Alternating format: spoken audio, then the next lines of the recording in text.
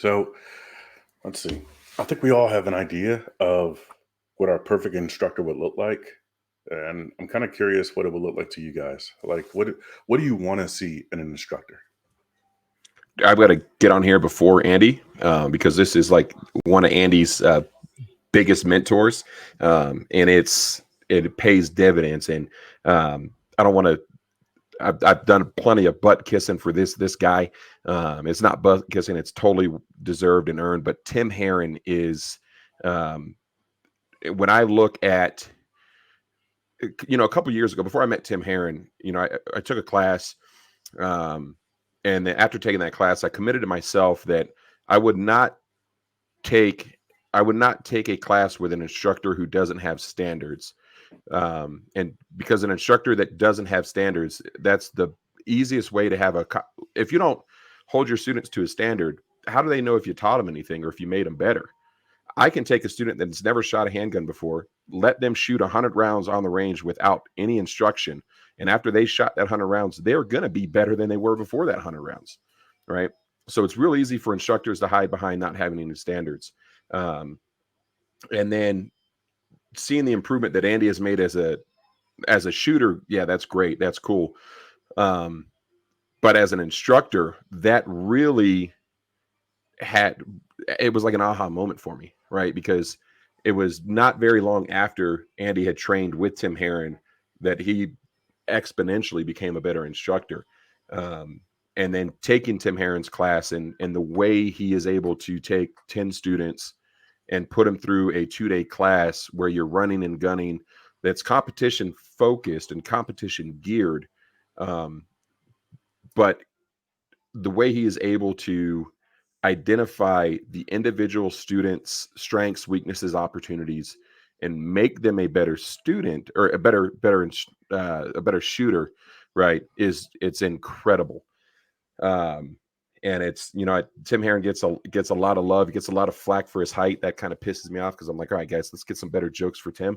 But Tim is pretty close to um, the gold standard in my mind for instructors at the instructor level, right? Like the fact that he's in the last year or two he's launched and he started offering an instructor development courses is freaking awesome, right? Because I don't think I've taken a couple instructor development courses, but he actually teaches you how to like figure out how students can become better um, shooters and how to do a better job instructing. So Andy, you're going to have to come up with another one as I took Tim Herron.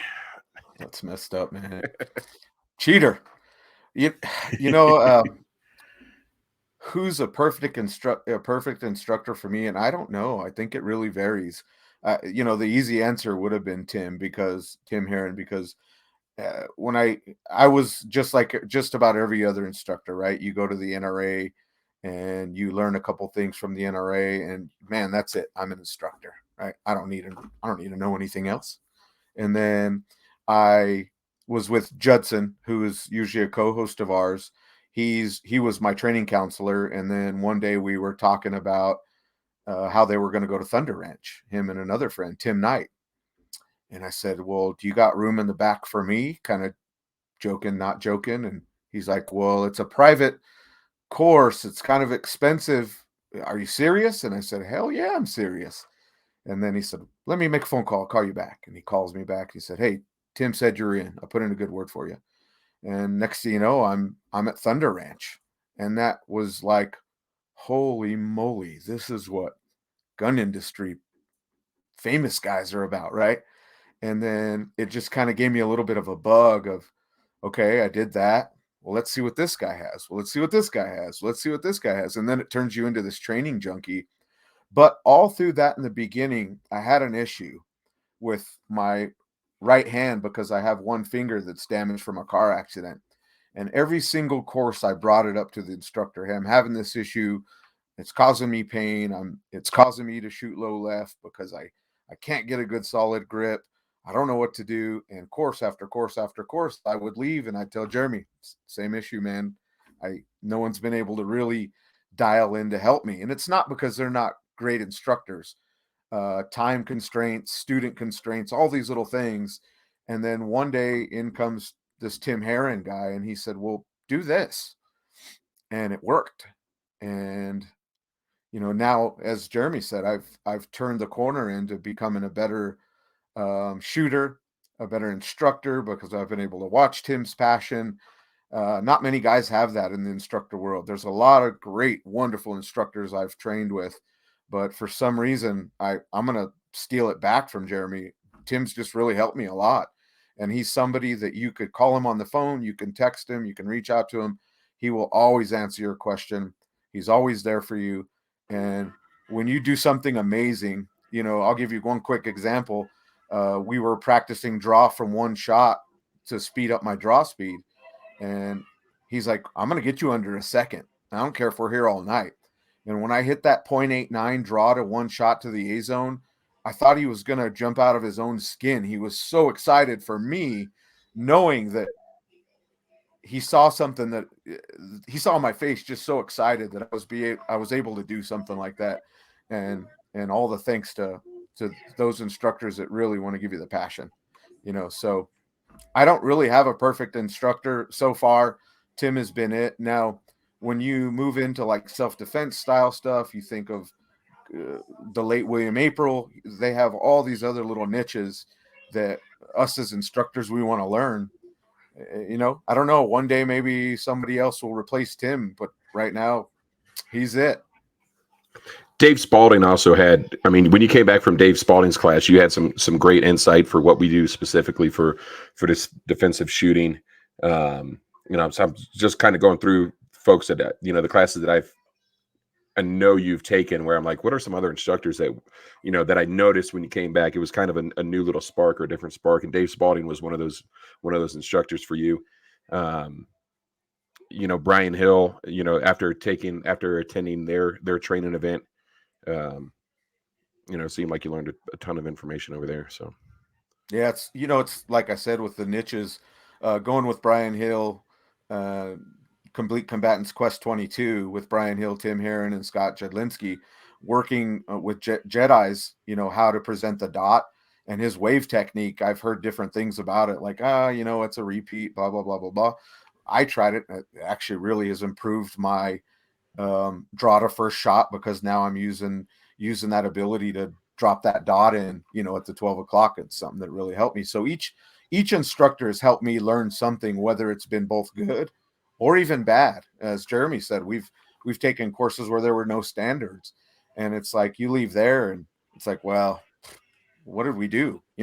One instructor told Jeremy, sorry, I can't teach you anything. You're as good as you're gonna get. And everybody else, we got yelled at that, hey, you guys all shoot low left. And then we left the range. And then day 2, nothing was improved on it. So that tells me, hey, don't do that to other students. Man, you guys hit on some really cool points. Maybe you're psychic, because you're starting to like read my mind on some of these questions that I'm coming up with right now. So, but well, so we're talked a lot about, what we enjoy from instructors, what they're doing right. I want to hear from you about what they may not be doing right and what they need to stop doing. So we already talked about not having standards. We talked about, how Andy, it made you feel like, okay, well, we can't improve on you. Like, what? That's crazy. So give me some other examples. Like, what else do instructors need to stop doing? Andy, you want to start this one off? I kind of soapbox on this. Yeah, a really big one for me is ego, right? There's a lot of great instructors out there, but their ego overshadows their ability to be a great instructor. There's a couple out there I kind of mentioned earlier. We've had them on the show, and I personally don't like them, and it's that reason. It's ego. Even if you're out on the range and they're trying to, hey, everybody come over here, let me show you how good I shoot, and then you go back to your line and you don't get any training, well, that's great, you can shoot awesome, but how does that help me when I leave this class, right? So that's one of them. The other one, I do see in some courses where you'll have too many students, number one, to where the instructor doesn't have the ability to give his attention because we've all paid the same amount of money.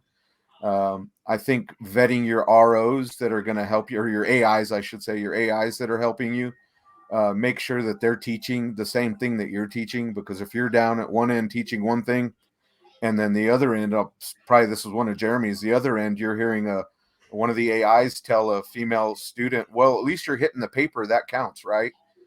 Stuff like that. I think that's another big one. So those are probably two of the best ones that I can think of, is ego, and just make sure that your AIs are teaching what you're teaching. So I'm going to give a little insight into, or a little glimpse into why Andy and we've butted heads in the past. And I'm going to play a little devil's advocate here. And it's a conversation that I had with Judson at Andy's house one day.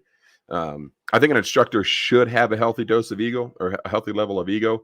And I think Andy's, the gripe is how that kind of plays out and is, I guess, manifest in the real world. But the conversation I had with Judson is like, if you don't think you're one of the best instructors, why should anybody give you money to train them in skills that they might have to rely on to save their life or the life of a loved one? So I think instructors should have a certain level of ego, and that's kind of crappy of me to say after Andy, because what Andy meant is what he said, right? Like, they have big egos and they're just, they're very, the world revolves around them.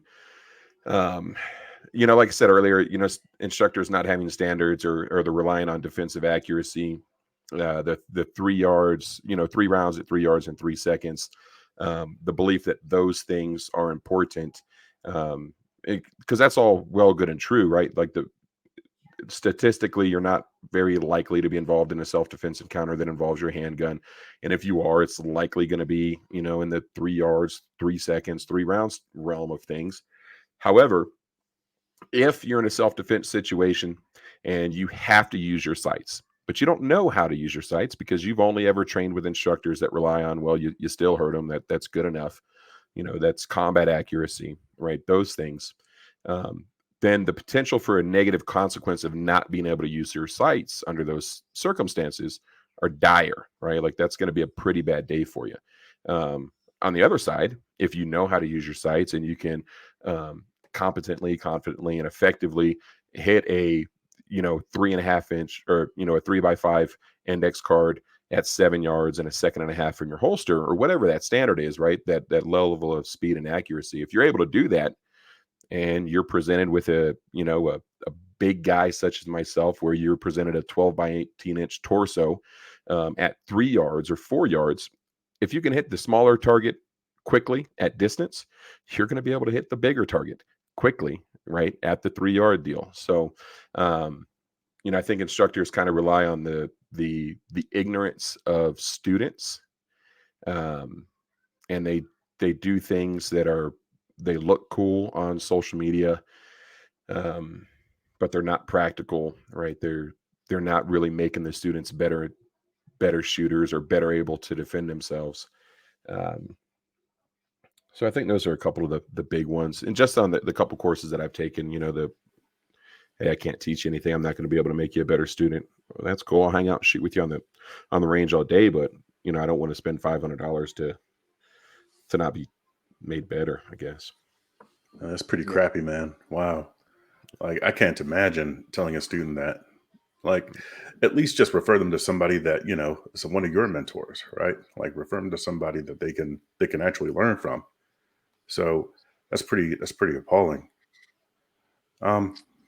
So I want to give Excellent. real quick. I'm gonna give my rebuttal on Jeremy real quick, just because this Yeah. is what we do. If we don't give a little bit, the ego thing. I think there's a difference between ego and confidence, right? If you look again, we talked about Tim Herron. Tim Herron has zero ego, and the guy will literally do whatever he can do to make you a better guy, and he won't make you feel like you're smaller than he is. There's that short joke, but there are other instructors that their ego is beyond confidence, right? I think if I'm going to pay good money to go see an instructor, he better be confident in what he's teaching me, because I don't want somebody that can't be confident, because us as instructors and students, we're going to see right through that, right? So I think that's the difference. I think confidence is important. I think ego is where the line is crossed. Folks, I want to give a very special thank you to Top Gun Shooting Range here in Memphis, Tennessee. This is where I teach personally. Folks, I do not shill for anybody. I promote the causes that I believe in, and I believe in Top Gun Memphis. Come by and see us.